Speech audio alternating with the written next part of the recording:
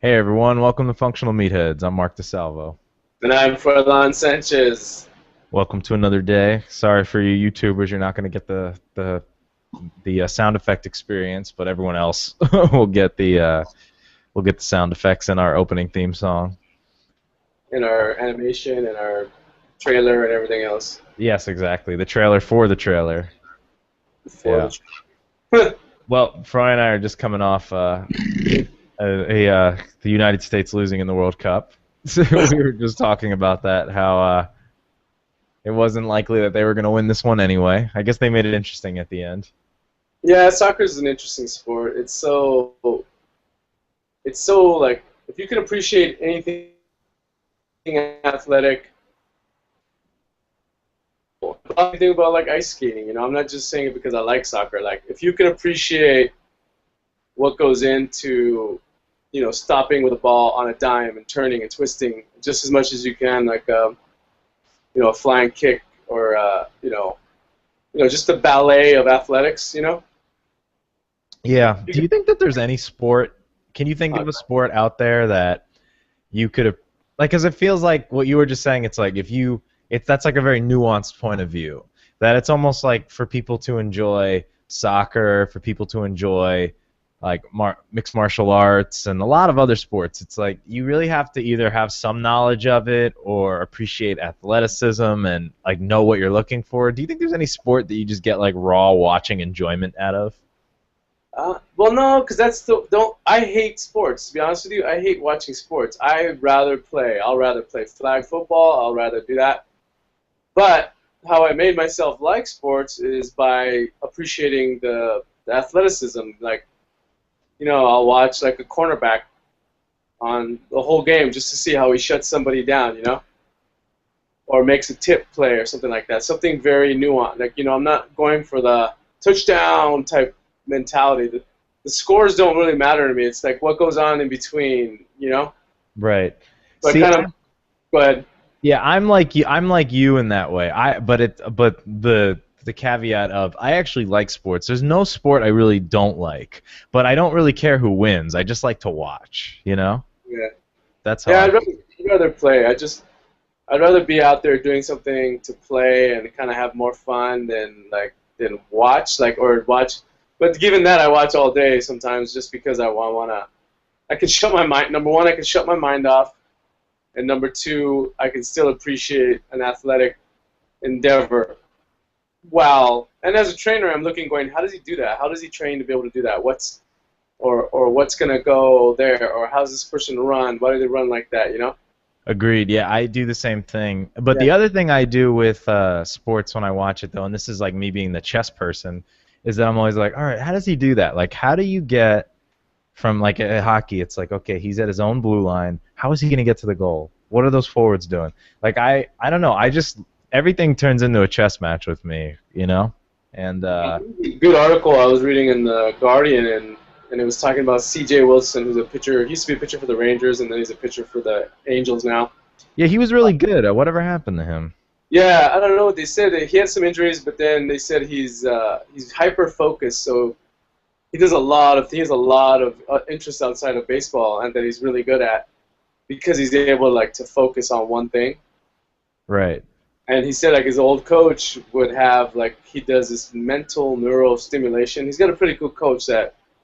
Um, so one of the things he would do is the night before he would have him like doing Tai Chi, like so he would do his throwing motion ultra slow, like almost like a Tai Chi in the dark, Huh. you know, just That's kind of. So then I did a little bit of research. He's got 3 books, but they're a lot of them are golf based.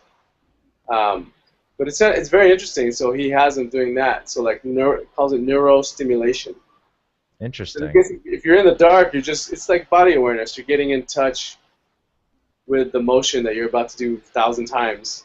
Um, think of it like doing that in a flotation tank or something, along those lines. Yeah. No, it's in that. That's actually kind of cool. Uh, Yeah, it was kind of the only reason I love reading, getting something out of it. Going, okay, cool. I'm gonna find this guy and see. He's like a neuro specialist and a psychologist that works with sports teams. I'm like, that's the coolest job. Yeah, that's pretty crazy. Yeah, I mean, that's actually a really that's a really you know, I have a friend. That's my stuttering way of starting the story. That I have a friend who I went to college with, and that was his thing. That he was really interested in kind of the sports psychology field of sorts, and we graduated college, and he said, "All right, for my because we went to a school that wasn't a huge sports school, you know, Uh, Northeastern University. You go there, it's not a place where the athletes get the preferential treatment or are the big people on campus. So he said, you know, for my graduate studies, I need to go to a big school where sports is the big thing. And so he said, I'm going to go to the SEC. He wanted to go to an SEC school where sports reigned king, so yeah, he could. So he went to the University of Tennessee, and he was like one of like three people on the campus with that interest. So right away, the football coaching staff for the men's team, well, I guess they don't really have a women's football team. They started putting him just around the training facility and just called him like an assistant. And I don't know if people like I don't remember if he said that they kind of knew who he was, but he would be in the weight room a lot. And anytime the coaches were having trouble with the guy, like, oh, you know, he just can't handle those like on third downs. It's like a cornerback. Like I'm just throwing out a hypothetical. This cornerback on third down just chokes. You know, we gotta do something with him.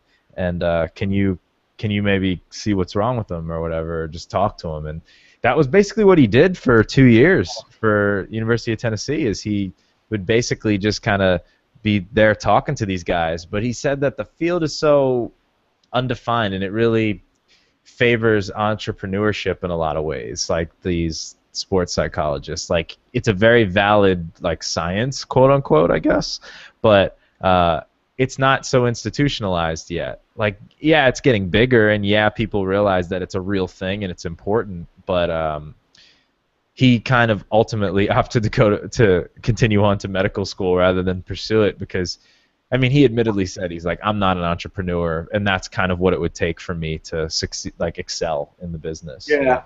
Seems like it would be. It seems like it would be somewhat possible and impossible in the sense that we know how much food affects the mind. So I guarantee you, these guys are eating McDonald's, crap. You know, Right.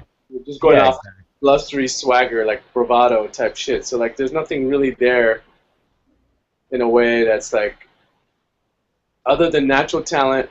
You know what I mean? If you can synthesize all that stuff, it's probably pretty solid. Like when Michael Jordan made his other comeback, like his last comeback, not the shitty ones, but the good Not one. yeah, not the wizard. Yeah. Yeah, not the Wizards, but the last Bulls one where he's like, okay, they told, look, you're eating like shit, you're smoking cigars, like, so he got his shit together and they won like a couple more titles, like that stuff. It's huge. Like these guys don't really know what the level is because they've grown up eating all this crappy stuff. Yeah, and I mean also too, you're talking about guys that are, you know, I've been to Knoxville, Tennessee. I lived in Tennessee, and yeah, they're young kids. You know, you're not really privy yet to the wonders of organic foods and proper diets, which is another thing. Because think about that. You're like a 19-year-old kid who's close to 300 pounds if you're a lineman. So your brain, as it is not fully formed. You're probably to get to that weight, you ate Chipotle and McDonald's, Yeah. and you're taking hits to the head probably since you were 13.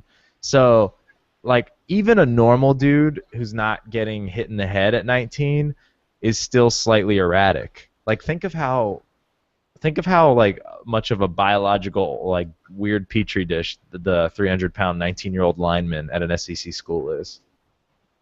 Yeah. That's pretty hardcore. Well, yeah, they're with the body of a man's body with a kid's mind and probably underdeveloped, underly stimulated. And again, I'm not saying this for all football players. We're just saying like, just as it's been proven that attractive people get through life with a lot of free stuff because people just tend to give them stuff, whether a girl or a guy. Right. safe to say that student athletes, or whatever you want to call them, athletes get by on a lot of stuff just because of their athletes. So they're not held to the same standards that everybody else is. So they're not getting the standard treatment across the board. Right. Like I was a good athlete, and I knew that I was good enough to get something. So I mailed it in a little bit, just knowing that I could ride off of some of the stuff that I was doing. Do I regret it? I don't regret that. I regret making choices afterward. The choices I made afterwards, meaning not that I wasn't focused on my future, but I was just more. I guess I was more fearful about stuff, about like, oh, I don't want to go to school because then that's a really big school, when I should have just been, you know what, go for it. Go to that school. If it doesn't work out, it doesn't work out. At least you went. Were you afraid of, like, if you went to too good of a school, like the academics would be too hard, or the competition in sports would be too hard, or what were you thinking? I was more just a general combination of everything. Like the athletics, I wasn't. I was I had a lot of anxiety when it came to athletics because it was like, oh my god, I did so well this year, I have to do better next year. Like instead of just appreciating that I was a good talent, had some talent. I turned it into like a job, or you corrupt it. This is where it would have been good to have like a more mental coach, because my coaches were awesome, tough, and physically, but sometimes every athlete's different, so you need a little bit more massaging in certain areas. So I follow logic really well. So somebody would have said, look, the stuff you're doing now, this is how it is, especially somebody in the same situation as you that could relate to, oh, hey, I was a good runner at this time. This is kind of how you want to think about it, Right. And then, to be honest, that's pretty much that's pretty much like psychology, They're like giving you perspective. They're helping you to put a frame around the way to think about what's going on with you at this time, Yeah. Yeah, that's wow. But that was back in the day where it was like old school coaches, not these young cool coaches that are out there now, kind of like, the old school mentality where the guy's been there for 20 years and he's the coach, Yeah, that, like, there's no way that feelings affect it. Just get up and do shit, Yeah, That like yeah. yeah, it's interesting now because people who are coaches now are either people who love it. They're not career people. Yeah, it's an interesting world we live in now. Everything's a little bit different. Different perspectives, different knowledge, different data, different tracking devices, all a bunch of stuff. Yeah, we make science out of everything. So, people, these coaches are not, like you said, they're not guys that have been there for 40 years and just, like, kind of love the game and also love the regular just paycheck they get and the day in, day out. Like, it's more than that.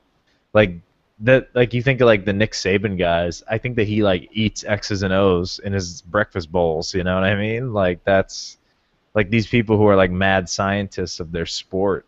Yeah, I think, he runs an empire there. yeah, and it's interesting. When you were talking about your history too, it was interesting because I'm the type of person who was always kind of I don't know what you call them. I mean, like, I don't know if overachiever is the right word in there, but like I would be in school and I would see, like, for example, like my sister would often, I don't know if you had these back when you were in school, like, because I went to a public school, like you kind of test into these gifted programs, Like, in other words, like, they're like, oh, this kid's gifted, he gets to be in the harder classes, and or they get to challenge him differently, or they put you in some experimental class. And I was always kind of jealous of those kids because I always was like, like, that class looks cool, and I know Timmy, and Timmy's stupid. Like, just because he can test well, like, that kid has no. You're just using it based off of a test, and I never tested well. Like, I did terrible on my SATs. It's probably what kept me out of, like, the top tier of schools, just because I just don't test well. But in classes, though, I would always be the one talking. I'd be the one the teacher always liked the most. Patting myself on my own back. Like, in other words, I was the most engaging person, and was very cerebral with things. And it was like a chip on my shoulder of sorts to be like, I can hang with these kids. I can hang with these guys, you know? And Mhm. that applied to sports with me too, that I think with and sports sort of rewarded that like I was not athletically gifted really at all. I mean, I'm gifted in the sense that, you know, I'm able to move and I never had any problems like any like birth defects or anything like that. But it, you know, sports sort of rewarded that mentality of just I'm going to work like outwork you. It'll only take you so far. Obviously, the most talented ones will end up on the first line, you know, that kind of thing. But that's kind of how I always was, and was always motivated that way. Like in a way, I wanted to go to the Ivy League schools to just prove that I could just that I could do it, and that was kind of how I used to think. Because it was like this unknown, faceless committee. I was trying to prove it to. It's like no one in particular, but it's just like I can do that. That's you know what I mean, that kind of thing. Yeah, I wasn't worried about uh, I wasn't about like too scared about certain things. I was more thinking. The biggest question I had is like, do I want to be a big fish in a small pond or vice versa? I guess that was one of the big questions, and that's kind of like one that you can't really answer in a way, you know.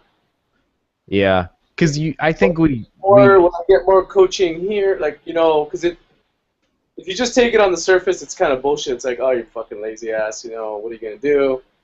You know, oh, you yeah just want to be a big runner. You don't want your ego to be hurt. But no, sometimes the smaller schools, you get more attention. Um, you know, less facilities. Like, there's a whole thing going on. So I just went with like, hey, where do I want to go to school? Like, what's cool? So I picked a place with a beach, and I'm like, that's perfect. You know, that location has been like my safe haven any time in my life when I needed to go back and heal or just kind of, you know, get whole again. I went to that place. You know, I haven't been there in a while, but I'm planning on going there for my vacation. So, you know, for a couple of days. So it works out pretty good. yeah. I mean, it's I think that's a good tie-in because you know, like you said, trying to figure out if you want to be a big fish in a small pond or a small fish in a big pond. Is that? Yeah, that's it. Yeah, that's the saying. Anyway, I think that sometimes we overestimate how well we know ourselves, and that's because like we're really not in touch and we just don't know ourselves that well. You know, we don't know how jacked up our like intestines are from how we eat. We don't know how jacked up our sleep cycle is from stress and whatever else. You know, it's sort of I think that's where sometimes you just got to go with the flow, and you have to just be mindful that and kind of bring awareness to these things. You know, I think that's why a lot of these things happen. I think that's why a lot of people end up just really unhappy or just in these really precarious situations. You know. Yeah, I overthought it. If I had it to do all over again, maybe I would have gone to a bigger school. Um, for more of a college experience, I guess. I don't know. It's still kind of up in the air. Like, do you change something that you're kind of happy with, or I would have changed. Definitely would have changed things. No, no, not really. I'm trying to be true to who I am. You know, like would I have been more social? I'm like, nah, I'm just not my personality. You know, so yeah, it's interesting. Right. Right. Yeah, man. It does touch upon some of the stuff you wanted to talk about today. Um, but any projects? Do you have any projects? Um. Well, it's just you know I think I discussed a few weeks ago that I was measuring the kind of the quantities of food I ate with certain meals to kind of control, like Uh, you know, to kind of understand what this does to my body and whatnot. And now after doing it for about 3.5, 4 weeks, I got on the scale and I lost 5 pounds, and I was like, okay. And I definitely feel and look lighter, but I wasn't necessarily trying to lose weight. But then I'm also, and this is more of a project question to you, maybe we can ponder over. Um, so in that time too, I mean, this started sort of before I was doing this. uh, I started noticing that like my primary lifts of sorts, like I was already plateauing, but I was starting to lose strength. Like I was like I'm not even those plateau numbers were becoming harder and harder to hit. And then here I am now, you know, effectively, even though this is not how I was thinking of it, cutting calories um, and losing weight, some of which has to be muscle, even though I was trying to avoid it and just very, just kind of clean out. But at the same time, so you could maybe blame it on that, like a weight loss, whatever. On the other side of the fence, though, um, this my jujitsu practice has ramped up a little more, and in addition to that, I feel like I've been getting enough recovery from it, but my flexibility is at a place where I've never had it in my life. And there's that old conventional wisdom that this static flexibility, this static stretching, will weaken you before you do lifts, for instance. That in other words, it elongates the tendons too much. It stretches it too much. Unless you're already, you'll know if you're super tight, then yeah, you need to do a lot of stretching. Not only do you need to do a lot of stretching before your lifts, you need to do a lot of stretching during your lifts. Right. If you're tight, you'll know. Like if you have good body awareness, you'll know that yeah. Every time I do a bench, I gotta stretch in between because you're trying to get those fibers to the level. You know what I mean? Like if you're too flexible, you don't stretch. If you're super tight, you gotta stretch a lot, even intra stretch. Right. But what I'm saying now is that my equilibrium, whereas it before used to be tighter, I'm just a lot more naturally flexible. I don't wake up tight. I don't wake up. You change the system. Yeah, exactly. So I'm like now I'm starting to think that it's not an overtraining, or it's not the reason those numbers are going down is not due to any diet or sleep thing. It's more like I've changed the structure. In other words, I'm just right out the box more flexible. Like in other words, it might not be necessary for me to stretch before I lift because I'm feeling like I'm hitting that level of flexibility. Yeah. And I'm wondering if that weakened me. If that's bringing, because I look at my deadlift numbers as basically my deadlift and bench press as they're going down. That's interesting because what it does is you've changed the circuitry of the system a little bit, right? The nervous system. Right. So, yeah, I would just challenge your terms of weaker because you've done that for the betterment of your body. Right. Okay, I see what you're getting at. So you're probably, I don't know, that's something to look into the wording of it all. So well, I didn't say weaker. I said the numbers are going down on the lifts. Well, but I don't think you've kept the frequency of your lifts as you had before, though, when you got those numbers. Because if I remember correctly, you were pretty dedicated, and then you threw in jiu-jitsu, which definitely threw off that frequency, right? It didn't for the first. It didn't. What was that? Then you got sick for 2 weeks. Yeah, it didn't throw it off at first, but now it is. Now it is. I don't know. I think it's an interesting confluence. I would say hold off until you get a solid month of everything under your belt, and I think you'd probably be stronger for it all. I don't know. It's interesting. I'm just gambling. I would say that's a bet because I know you had a lot going on in the last month and a half. A lot. Yeah, I still do, and that's the thing, I'm not even counting just the work stuff. I'm counting like, life stuff, gym stuff,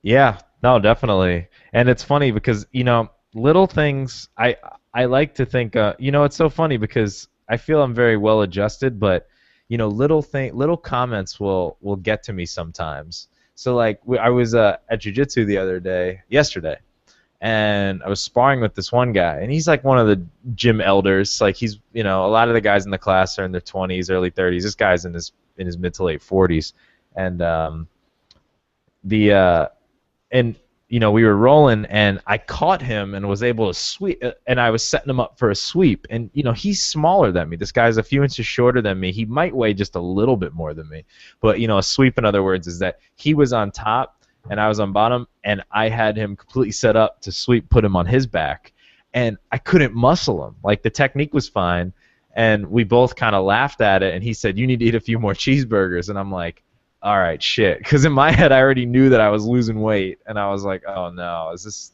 that what that means? Like, ah, shit. And then that's usually when and no one's above it, and that's why I'm sharing this, because I'm sure a lot of people can relate to, like, this is when the self-sabotage comes in. It's like, all right, do you stick to the plan? Because I mean, to be straight up with everyone, because we haven't talked for a few weeks, is that my plan was, and this kind of comes from a confluence of Steve Maxwell, Paul Chek, all these people that, um, I've always been overly concerned probably with digestive health, and have really been getting that close. And I've kind of been stagnant for the past year, that I felt fine, and I'm definitely in a good place and better than most, but there was a last little hump I was trying to get over. And now in the past month I've been trying to get over it, and that's what motivated the purchase of the scale, to be like, all right, I want to see what I feel like when I have this many carbs. I want to feel like what I feel like when I have this many, et cetera, et cetera. I want to know that I'm getting at least 6 to 8 ounces of meat, because I definitely need it from my activity level, whatever. So, and I have to say, it's had a very positive impact, but so far. But it's cleaning me out a lot more, and I definitely feel like on the Paul Chek scale of elimination that it's improving, and my general vitality is improving. That there's absolutely no. Not that I ever really got the 3 o'clock feeling and stuff, but there's none of that now. Like, my energy during the day is very good, at least in this past month. But the thing is that I'm losing weight. I'm definitely feeling skinnier. I can't quite tell if I'm losing muscle mass or if it's just the extra weight. But then I see my numbers going down on the lifts, but my flexibility going up. And then I also know the whole thing with the stress and whatnot, and I don't necessarily mean stress as in mental anguish, but just like Freud said, I've just been doing a lot. There's been a lot going on, and that's stress. What's been losing out? Is work-ins or meditation, or have you kept those in? Meditation, I've had to keep in, or else I wouldn't be able to keep going at the level I was. Probably work-ins. Yeah. Yeah. See, man, like, I upped my work-ins and I got stronger, and like, the work-ins are like when I have a good food day, and then the work-ins are like just the boost. The Tibetan rites, the 5 Tibetan rites, and then the 2 work-ins are like just the boost I do in the morning. Like, and then I, like, middle of the day, I'll be like, damn, I feel really, really good. And I'm like, what's going on? And I'm like, oh wow, just doing the rites and, like, all the other Maxwell stuff. It's like, I don't know, it's like a ritual. I go in, I get there a half hour before my first session, and I do all of it, and I'm good to go. I have to say, when you put it like that, the work-ins haven't suffered for me, because in fact, I gained some. That there's some stretches I do in jiu-jitsu, and I'm very diligent about 3 or 4 times a week doing these things. That there's a stretch routine and a breathing routine I have at the beginning and end of every class, and I'll even do it at home sometimes. And I would very much consider that a work-in, because it's just mindful breathing with movement. Very slow, deliberate stuff. Specific, like, let's assume that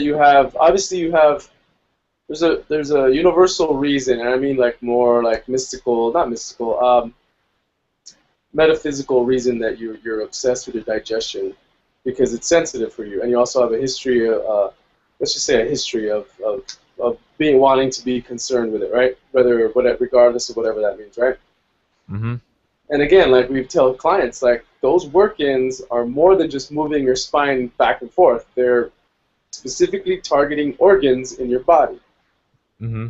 So, and the way I see it is it flushes out toxins from those organs, or it gets blood flow specifically to those organs, because for some reason your body doesn't naturally get them there for whatever reason. Right. And I guess the only way you could feel it is like a regular schedule. So basically, I do those Monday through Friday, and I don't do them on the weekends, specifically just to see a difference, and I do notice a difference.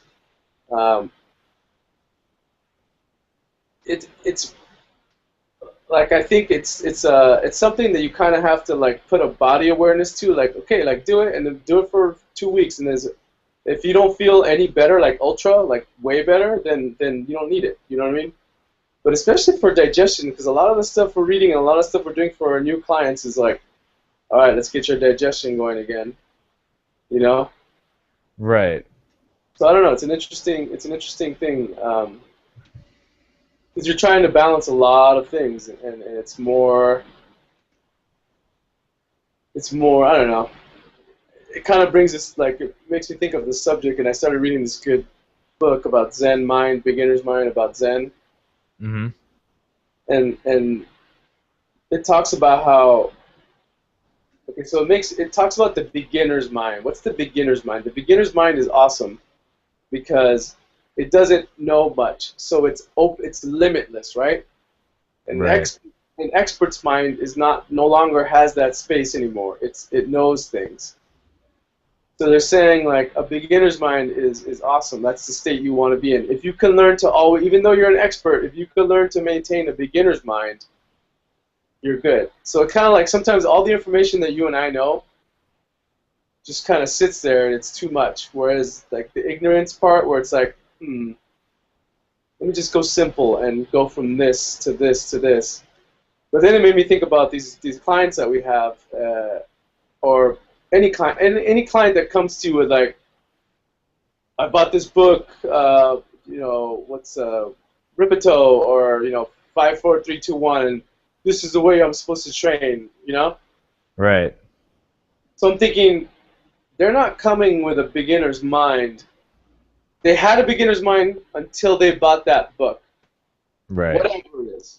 Once they bought that book, they they went too specific with the book that they bought, and they read it, and then they felt that they were an expert because that book comes from an expert, right? Right. And I think the reason why you and I have a better perspective is like we read one book and then we're like, okay, that's cool. Let me read this other book. Okay, that's cool. I like that. I like it. Oh, let me read this other one. Oh, that's kind of out there. That's freaky. Like, all right, but that's cool. I'll keep it there. You know what I mean? Like, so we didn't read one book and say this is the Bible. Like, we have a couple Bibles, but again, like the episode Well, we what? did gave our Yeah. 5 top books. Like, we didn't. So because we kept it broad and didn't say like this is the book, you know what I mean? We kept a beginner's mind. We were able to have that limitless flexibility and kind of carry it with us instead of being like, nope, this is the book. I mean, of course, if we had to say this is the book, we would say the Paul Chek book, but still. We Right. didn't. But what you're saying is we didn't judge it. We read it and we're like, okay, that's cool. Okay, that's cool. We didn't be like dog shit, Yeah. blasphemy. This is not. It's like if you come in with the CrossFit mindset, like not to pick on them, but like this is not paleo, so it can't be true. You know. Yeah. Yeah, like I read some paleo stuff and I still go against it. I'm like, I don't know about this guy. Like he says something about this, but I'm still gonna try it for myself. Like activated charcoal, that's a gamble. A lot of people don't like it, but to be honest with you, I think it's been one of the best things for me ever. Like I've leaned out like crazy. I feel better before when I used to feel bad. I feel like it's given some of my organs like a second life. Again, do your own research, talk to a doctor. And see It's the good. funny, yeah, and the funny thing there is for me when you just said before, try something for a few weeks, see if it does anything. I cut it. I'm like, it doesn't do enough for me. You know. Yeah, the thing is with me, it didn't. I pretty much did it for like a month. I said I'm gonna try this for a month. And to be honest with you, what I think it had is like I think I had a lot of stuff in my system just from growing up eating fast food and toxic metals in my system. And then I read that it's very good about cleaning toxic metals, but it has to be like a program that goes for a while because you're trying to get rid of all this old stuff. And Right. it coincided with like other things going on in my life, so I just kept doing it. I did it, and then one day everything just kind of clicked. But again, it was a confluence of things. I can't specifically say exactly what it was, but all I know is that if I eat something bad and I don't want to feel that like I'm done feeling, I have a couple of charcoal and it's good. But everybody should listen to the Bulletproof, the two of the old two away from the newest one. He talks about activated charcoal. I think it's number 130. His Q&A. He talks about how he pretty much has like 3 or 4 pills a day in the middle of the day because he doesn't want to have any issue. Not that he's eating bad. He just wants to maintain. See, that to me sounds like paranoia. In a way, but I think he's pretty honest about having that toxic mold and how it's pretty much impossible to get rid of on the micro level. So I think he says, he's like, you know what? I know it's a performance thing. Um, as far as the research says, it doesn't do anything bad. He's like, I just don't want to let that. I feel. He's like, I know I feel better when I do it. So he's armed with the data that it says it's not going to kill him, so he just uses it, and he uses a pretty good source one, regardless of whether we believe that or not. Like, you know, does it matter? Coconut, blah blah blah. Yeah, I So mean, it's interesting because I think everybody that I know that did the charcoal and stopped, somewhere deep down they were afraid of something. Like, they won't say it for themselves, but whether it was a client or anybody else, I know they were afraid of something and they didn't just want to kind of let it go its cycle in a way. Because if you yeah, are taking it to clean, if you are taking it because you have an issue, it's obviously not an issue that just popped up a week ago. You know what I mean?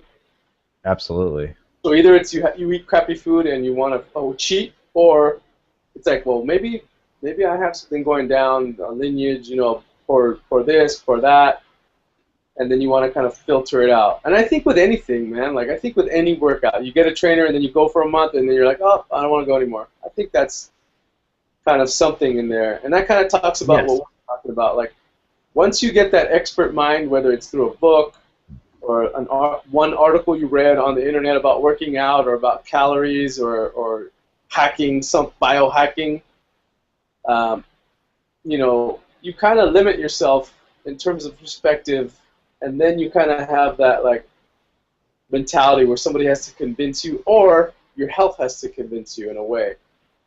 So it's an interesting world. So I think the best thing to do is be open. If you're just starting to get into health and fitness, be open. Don't just do CrossFit or don't just do SoulCycle. Don't like listen to people that are around you, and then listen to your body, because no matter what, you can't fail about getting to know your body better. You know? Right. Well, what you were talking about with the whole sabotage thing, that's actually exactly what I was getting at when I was sharing the story about the guy saying you need to eat some more cheeseburgers, you Yeah. know? Because it's like, all right, my goal here was to, as Steve Maxwell said, you know, don't overfeed yourself, which I was doing. Yeah. Ma- Eat what is enough, eat what is, and then like as Paul Check would say, organic only, and you know, get your digestion roaring. So you know, and that would include weight loss. So I knew that going in. So for the past 3 weeks, I've been fine with the weight loss. But where it gets a little weird is that you know, I'm starting to be like, okay, wow, okay, it's really getting there. And you know, the next phase of the plan was, okay, once that happens, then you can talk about hypertrophy or strength training to, you know, move past that. Like, as in other words, you know, I'm not happy with where my strength's at from a jiu-jitsu standpoint, and I know that it'll need to be worked on, but it's more of a long-term goal. It's not something I'm trying to do immediately. Yeah. Uh, and so that's why I took a very holistic long-term approach. Like the macro cycle would be the end goal of increasing strength, which is going to mean at some point hypertrophy, so you have more muscle mass to be stronger with. So the micro cycle where I'm in right now is get digestion right, and then the next one will be, um, you know, start the sensible strength training routine and diet to support it. And then after that, you know, that's when you can get into really tweaky stuff with like the actual movement programming. But right now I'm in that phase one, and it's just like, you know, it's going well, and it's just like, you know, I and many clients before can have a tendency to just self-sabotage. Like, you're seeing progress, and for some reason it's like, all right, the easy part's done. Now we got to get to the part that's slightly harder, and it's it's it's going to require some unknown. It's going to require something different. And then, you know, that's when you hear a comment and you're like, fuck it, I'm just going to go eat In-N-Out burger, you know, that kind of thing. I I don't know. Like, it's interesting to think. You know, I've always thought. I think maybe sometimes you drink too much water. Do you ever think that? That I drink, or just in general, like we all do? Water. What was that? I was thinking that this weekend. I'm like, you know what? I think Mark drinks too much water. I was thinking that too, so I've thought that too. Like, I bet you're eating because you eat all this good stuff, and I go, I wonder if you're just flushing it out. Like, I wonder if you can flush out the good stuff too. Well, I think that's possible, but I think you have to drink even more water than I do. Yeah, because I'm like, man, you drink a lot of water, dude. You drink a lot of water. Yeah. But I was wondering because I'm like, I don't know, it was just random. I wasn't even thinking about you. I was just like, I wonder if Mark drinks a lot of water. I wonder if that flushes. I know you could die from drinking too much water. I don't think you're anywhere near that, but I wonder if No. you're like, you're so good with your water that I wonder if that metric, like even the Paul Check metric of like half your body weight in ounces, I'm like, I wonder if that's an individualized thing. Like, what if your organs are really good about water? Like, do you pee a lot? I think I do, but I pee proportional, I think, to how much I drink. You know what I mean? Because I always wonder. But I'm just musing here because I wonder. Like I've never like when I started lifting and I was like eating a lot. It felt like such a chore to eat so much when I was trying to get hypertrophy. I'm like I agree. the old me like 5 years ago, but didn't know anything about this. And I was like, man, this doesn't feel right. I just feel bloated all the time. Right. I'm always eating every 2 hours. I was like, this is the worst. Like this is really bad. It's not worth it.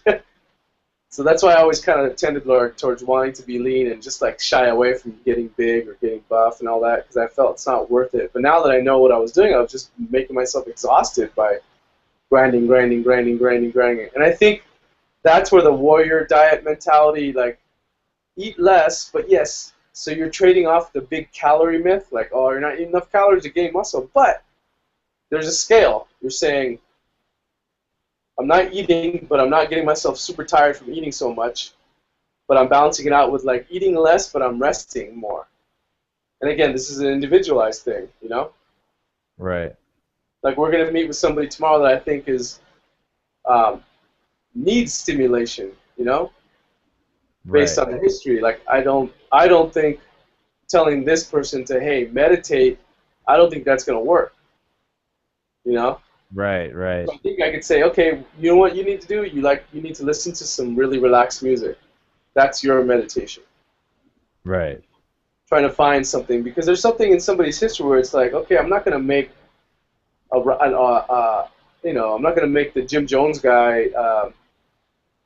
you know, sit and play, pinochle for 8 hours. Like I'm just not gonna use his nature against him. You know what I mean? Right. So I don't know. Maybe I'm getting off tangent, but No, but I think that's very insightful. I actually really agree with that standpoint with a lot of things. And I think that's where people, if you were to criticize us before, they might say, like, you guys are too anabolic, you know? But, yeah, yeah. Oh, I like, guess what what I'm you're, trying to say is like, don't. There's so much information. Even our podcast. There's so much information and misinformation and books and everything about health and diet and nutrition and all that stuff. There's so much out there that it's cheesy, but like read something, but keep an open mind because you might be that one person that needs to. You can lift on an empty stomach. You don't have to eat breakfast. You uh, you don't have to have every meal 2 hours, and you'll get ripped. You could be that guy, and there's no article for you. There's no article that says, you know, do this, work out a lot, like oats and all. Like, there's no article that patchworks everything, except for the people that tell you, hey, listen to your body and experiment and see what works for you. right. So I guess what I'm saying is keep that open mind about it because these days we want that hard data, we want the best book, we want the perfect diet, we want this, we want it all served up on a platter for us, or we want it all served up to us in a 7-minute workout, or we want it served up to us by our watch or our phone or our Fitbit or all that stuff. But in the end, it has to do with a confluence of things. How your historical genetics from your family, how your body reacts to stress, how your body reacts to sleep. There's no. If you wrote an article about how comprehensive health is, it would be Paul Chek's book. And I just said that we're not going to do that, but it would be. And that isn't even as comprehensive as it could be. You know what I mean? Right. It would literally be like a thick, thick, thick book about, okay, here's you, like, here's your body and here's you. You know? Yeah, I mean, that would be. Yeah, it's too. Yeah, that book would be very large. Yeah. Yeah, I mean, and that's the thing is that everyone is different because you're dealing with, like, as you were saying that too, I was thinking, like, you're dealing with, like, just a weird deck of cards. Like, I kind of defaulted to the person that's, like, reading the fitness magazine, bodybuilding magazine, and thinking that they can or want to look like this guy or this girl. And I think to myself, you just never know where they were coming from. Like, the vast majority, and it's not necessarily a popular opinion, and most people wouldn't. Um, I think it's very true though that a lot of that bodybuilding and, like, the show muscle culture, a lot of these guys were naturally big, mesomorphic types, and their commitment to their nutrition and fitness dropped them a lot of weight and just kind of exposed these really tough big muscles that were already there. So in reality, they didn't hypertrophy as much as they think, as much as they dumped fat and they could see it and they're more ripped. That's just the reality, in my opinion. Now there's some guys who are more ectomorphic that were just able to put on weight, and it's possible, just it's a long process. But I just often think that, like, in other words, I have to tell clients that sometimes because they get so, like, well, how do I, like, look like that? And I was like, listen, that guy is not built like you at all. That his biggest thing is probably eating right and keeping the weight off. Yeah, it's such a weird. I'm not trying to make a generalization. I No, mean, it's no, not, not always. it's completely fair because that's what the gym is. Everybody looking at something. I want that guy's body, or here's a magazine. I want this guy's body. Like it is what it is, and we are human. But like I was telling a client the other day, I go, the first thing to be able to change anybody's body is they have to accept who they are right now. Like, this is your body right now. Exactly. You're here because you're not cool with it, so you want to change it. But you have to be present in the body that you're at now. Because if you start focusing on Brad Pitt's body, you're not in your head. You're not present anymore. You're just all about getting that body. You know what I mean? So Exactly. The journey is lost. And the journey is all about, like, hey, how do you feel during this workout? How does this body, the journey is all about the getting there to that Brad Pitt's body, but not always just obsessing over Brad Pitt's body, because a lot of energy is going out in that channel that you're using, It's kind of, and that's a generalization, but it's true. It's like, hey, here's my body. I'm going to make it the best body I have. And the only reason I said that is because when I was really overweight, I never thought I could look like I look now. And, leaner than I've ever been.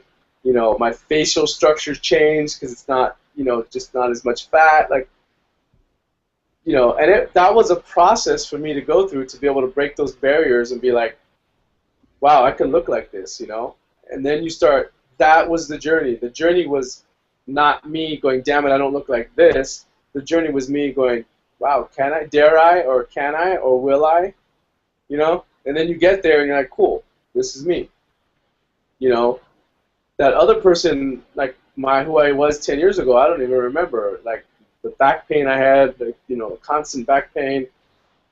I have to remind myself and then like think, oh well, who's that? So it was tough. It was tough, It wasn't until I accepted, like, man, I'm a mess right now. Like, I'm overweight, partying too much. It wasn't until I accepted that for what it was that I was able to start making changes. So just keep an open mind about things. That's really what this podcast was all about. Keeping an open mind about your fitness and getting yourself set, not just like, I'm going to read a book and follow it. It's okay if you read a book and follow it, but you have to be honest with yourself. This book sucks. Doesn't work for me, Right. Or this book is awesome. Don't be that, I just bought this book and this is it. This is my life. I mean, and what you just said too, that all comes from you being present in quiet acceptance and understanding of this is where I am now, or and think of where I've been, or how I don't. You see what I'm saying? That like, and like you said, it's in order to appreciate the journey that you sort of have to, like today, as you were saying, look back and say, wow, look at me now compared to that. That's progress. That's the mountain right there. Well, many times in my life, I was gonna be a certified CrossFit guy. I could have been that guy, like. But for one reason, I was like, maybe stop and think, and I just didn't buy into like, why is the certification so much? And then this is this much, but then they have 2 more levels afterwards. I'm like, my bullshit meter went off, going, this is a business. This is a business over everything. Right, right. And I'm like, all right, this is a little funky. And even you get that with a Paul check too, but I think you get a lot in return for it. It's more comprehensive than, hey, here's our plan. So I don't know. I felt like it was worth. I felt like the decisions I made to get to here, while I can't appreciate them all individually right now, like there's days when I just I feel really good, and that's worth more to me than having a lot of money in the bank, or job security, or anything else. So I guess it's like being a salesman and having a product and being like, you know what, I really believe in this product, but the product is something that anybody can do. It's just a matter of getting them to do that, and you're kind of shifting things and pushing things away. I don't know. It's a very interesting dynamic that we're asking, and it ties into the psychology of what we started off earlier. It ties into the Zen ideas. It ties into wondering if you drink too much water, wondering what the metrics are of how much meat should I have, ounces, body weight, all that stuff. Like these things, while it may sound that we're very niche and persnickety on these things, they do matter because it's information that you didn't have before about yourself. And Right. most people go to a psychologist for that. Most people go to a doctor for that. Or most people go to a Fitbit for that. But you're getting it. You're learning. There's nothing better than learning to do it for yourself. And taking that and running with that. So in a way, it's more about how can you advance that for yourself. And again, it's something you're going to answer. And if you have a good trainer, then they're going to help you. Or if you listen to our podcast, you're going to help yourself by just trying these things. And to be honest with you, all these things just become a simple meditation on you. Like those dudes that do pre-workout and post-workout, they're really just meditating on, and I said it before, they're just meditating on getting big. Whereas we're telling you, hey, you don't need that stuff. You just need regular food, and you can do this, or you need to do 2 zones in the morning. All that is just, hey, take time and say, I care about my health. You're just sitting there. You may be physically doing something, but you're basically telling the universe and yourself, I care about my health. I care about my health. I care about my health. Just like you doing jiu-jitsu said, I care about changing my circuitry. I care about changing my circuitry. Whatever comes. And then you change your circuitry, Right. Now you have more data, and that data is a little bit off because that data is being shown in a different perspective now. Yeah, I just don't know what to do with it. I'm like, okay, I got this. But you're figuring it out, and how do you figure it out? You're starting from the base. You went 5 principles. How's my water? How's my sleep?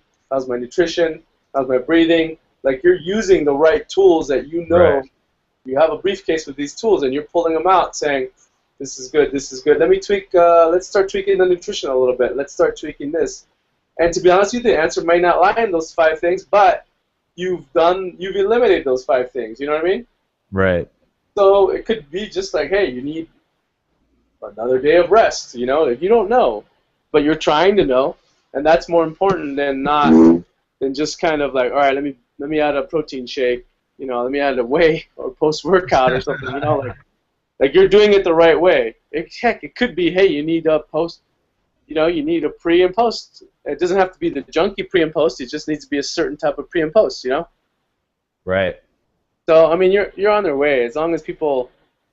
I mean, I always feel like we're cheating people because our podcasts are always the same thing. But I think we say it differently every time, and we give a different perspective each time. Hmm. So I mean, I just want people to kind of pay attention to that, you know, because this stuff is important. You can have all the devices you want. You can have all the best, you know, memberships to SoulCycle or classes. But if you're not collecting data when you work out, then you're pretty much not doing much. And I don't mean data in the purely brainiac sense. I mean data in like, I feel really good. Oh, I feel really bad. You know. But before the podcast, Mark and I talked about how tired we were, and we were you know spitballing why, and you know I already know what it was. I ate too much the night before, and I didn't sleep well. That's I'm gonna make up for it. So all I kept thinking about today was like I'm gonna get a great night's sleep. I'm gonna get a great night's sleep. You know. Right. So it's all stuff that we have available there. So just make sure you use it. I know we promised the Steve Maxwell thing, and I'll just give you a hint. It's cold water dowsing. So Google that. It helps with losing weight, helps with hormesis. It has a whole interesting universe to it. So cold water dowsing, DOUSING. Check it out, kids. Yes, indeed. Yeah, don't be Dr. Oz and get called before Congress, Freud. Don't make promises you But can't. next week, or in a couple weeks, we'll be talking about the dark side of meditation. Yes. Yeah, that's something Freud and I were throwing around today, so that's going to be a fun one. That'll be a good one because I actually want to do a bit more research on that. But I do think your first assessment is a correct one. So we'll see First assessment of what, I'm sorry? what you said about them, about people, Oh, the dark gotcha. side. Yeah, on the email. Got it. Okay, everyone. Well, it has been fun. This is probably the last podcast you'll hear before what will probably be a week break from us. So, WEEK. what's that? WEEK. Yes, a week, 1 week. Both Froy and I are going on vacation on opposite weeks, so by the time you hear this, this will be the last podcast posted, and you will probably hear one 2 weeks to the day rather than your normal one that you've come to expect every week. So we did not disappear, we did not die, we did not quit, we did not get called before Congress and grilled. Yeah. But yeah, everyone enjoy the rest of the World Cup. Enjoy NHL and NBA free agency, and happy 4th of July to everyone. I guess at that point I'll have passed. So hope you had a good 4th of July. We'll put it that way. USA. Yeah, USA, USA. Anyway, time for the woo off, which we don't have today, so we'll just give a good old Ric Flair. Woo! There you go. It's very All simple to do it. Watch regular show. Yes, Probably going to be a 4th of July marathon. Watch all of them. indeed. Take care. Take care. Brush your Why hair. not brush your hair?